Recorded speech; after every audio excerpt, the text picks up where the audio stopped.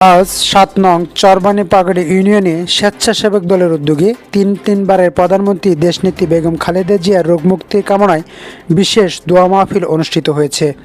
বিএনপির দলীয় কার্যালয়ে এই দোয়া মাহফিল আয়োজন করা হয়।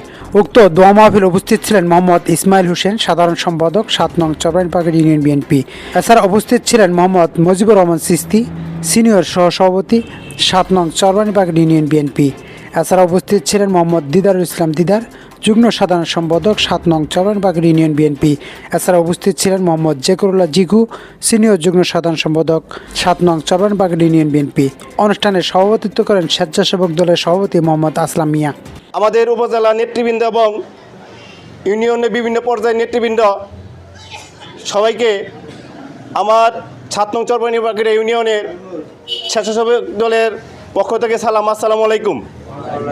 আপনারা এখানে জমায়েত হয়েছেন, আপনাদের কাছে আমার একটাই অনুরোধ, আপনারা আমাদের গণতন্ত্রের মা বেগম খালেদা জিয়ার সুস্থতা কামনায় দোয়া করবেন, সে যেন সুস্থ হয়ে আমাদের মাঝে আবার আসতে পারে এ বলে।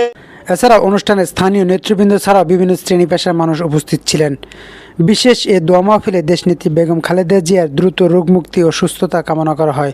একই সঙ্গে দলের ঐক্য ও সংগঠনকে আরও শক্তিশালী করার আহ্বান জানান নেতারা। কিন্তু আপনাদের সঙ্গে আজকে আমার উদ্দেশ্য ছিল একটু পরিচয় হবো আর কি, আর একসঙ্গে দেশনেত্রী আমাদের সকলের মা খালেদা জিয়ার জন্য দোয়া করব, দোয়াতে শরিক হব এবং শরিক হতে পেরে আমি নিজেকে খুব গর্বিত বোধ করছি। আজকে আমি কোনো রাজনৈতিক কথাও বলবো না, আমার ভাইয়ের জন্য ভোটও চাইবো না। আজকে আপনাদেরকে সঙ্গে নিয়ে আমাদের মার জন্য প্রাণ খুলে দোয়া করব, আল্লাহ যেন তাকে সুস্থ করে আমাদের মাঝে ফিরে নিয়ে আসুক, এই আহ্বান এবং দোয়া কামনা করে আমি আমার বক্তৃতা শেষ করছি।